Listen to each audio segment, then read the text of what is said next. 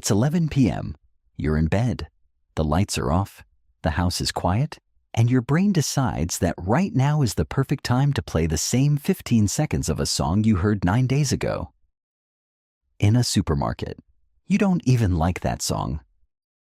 And yet here it is, on repeat, at maximum volume, inside your own head. You didn't press play. And you can't press stop. Scientists call this an earworm. The name comes from Germany, where it's literally called an earworm. And if you have one right now, congratulations, you're completely normal. Studies show about 9 out of 10 people get an earworm at least once a week. 1 in 3 gets one every single day. There's even an official scientific name, involuntary musical imagery. Involuntary, because nobody in the history of humanity has ever chosen to loop the same chorus 47 times before breakfast. Here's what's actually happening. Inside your brain, there's a little audio workshop called the phonological loop. Psychologists discovered it back in 1974.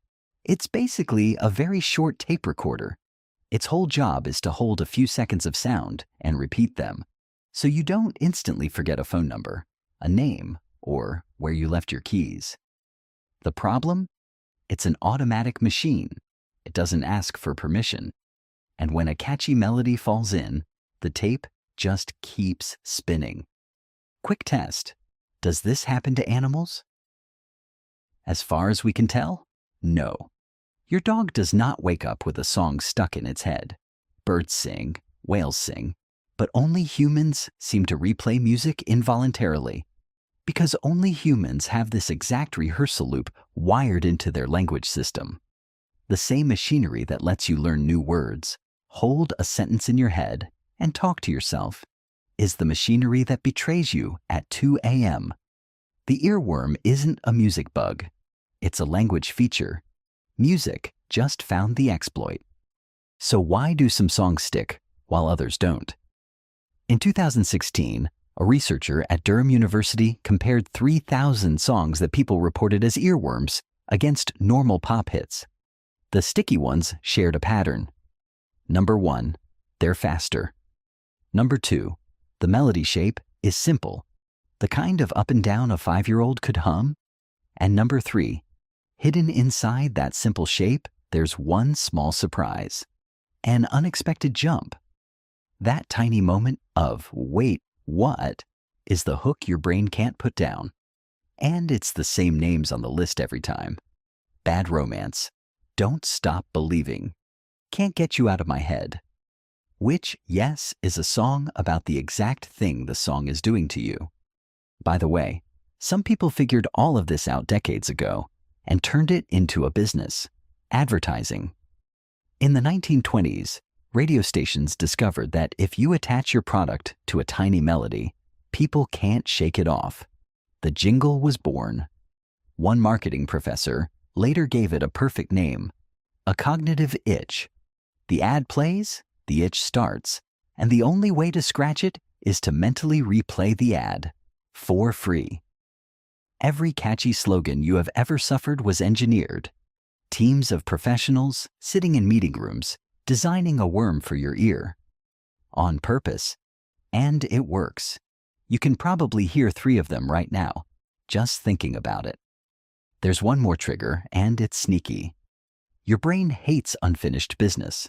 Psychologists call it the Zeigarnik effect. Unfinished things stay active in your memory, quietly nagging you until they're done. It's why a cliffhanger keeps you up at night. And here's the trick. An earworm is almost never the whole song. It's a fragment. 15, maybe 20 seconds. A chorus with no ending. So as far as your brain is concerned, that song never finished. And an unfinished song is an open loop your brain keeps trying to close by playing it again and again and again. Want to know how real the playback is? In 2005, scientists at Dartmouth put people in a brain scanner and played them familiar songs with random gaps of silence cut into the music. When a gap arrived, the auditory cortex, the part of the brain that processes actual sound, didn't go quiet. It kept firing, filling in the missing chunk. The volunteers swore they could still hear the song inside the silence. Your brain doesn't remember music like a fact. It replays it on the same hardware it uses for real sound. That's why an earworm feels loud. To your auditory cortex, it basically is. But why would evolution build a machine this annoying? Rewind 5,000 years. Before writing existed, your brain was the hard drive. Everything a tribe knew, which plants heal, which rivers flood, who owns which goat, all of it had to live inside someone's head. And the best storage format ever invented for a human brain is melody. Rhythm and rhyme are compression. They squeeze 1,000 facts into a song that sings itself back to you. Ancient Greek poets performed the Iliad from memory, 15,000 lines. Not because they were geniuses, because it had a beat, and you still use this technology today. It's why you learned the alphabet as a song. Nobody remembers letter number 14. Everybody remembers the tune. The song stuck in your head isn't a glitch. It's a 5,000-year-old survival feature with nothing left to do. Not everyone gets them equally, though. Musicians get more earworms than anyone. Their loop is simply better trained. People who score high on obsessive thinking styles get them longer and stronger. And here's the strangest part. The songs that stick hardest for the rest of your life are the ones you heard between age 12 and 22. Psychologists call it the reminiscence bump. The brain you had as a teenager was recording everything in high definition, which means the soundtrack of your 8th grade summer is burned in there forever. That song will still ambush you when you're 80. And that explains when earworms attack. Notice it's never during an exam. It's in the shower, on a walk, doing the dishes, falling asleep. Scientists tracked it, and earworms show up exactly when your attention is idle and your mind starts to wander. An empty brain is an empty stage, and the loop is always ready to perform. Which is why the worst time of all is 2 a.m.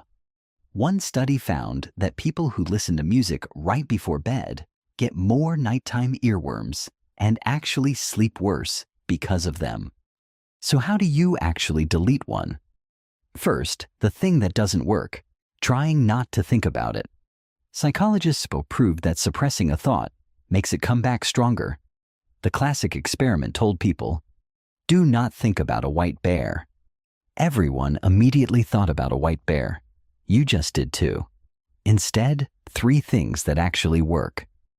Number 1, play the song. The whole thing, start to finish. You're closing the loop. Give the story an ending, and the nagging stops.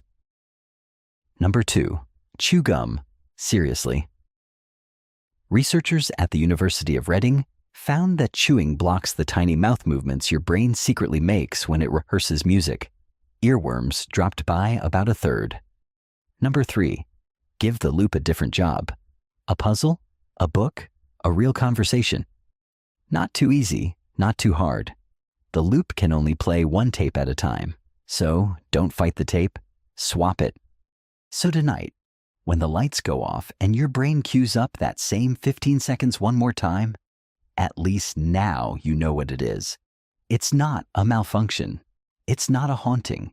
It's a 5,000-year-old memory machine, sitting in the dark, with nothing important left to remember, playing the only thing it was given today. Honestly, it's kind of doing its best.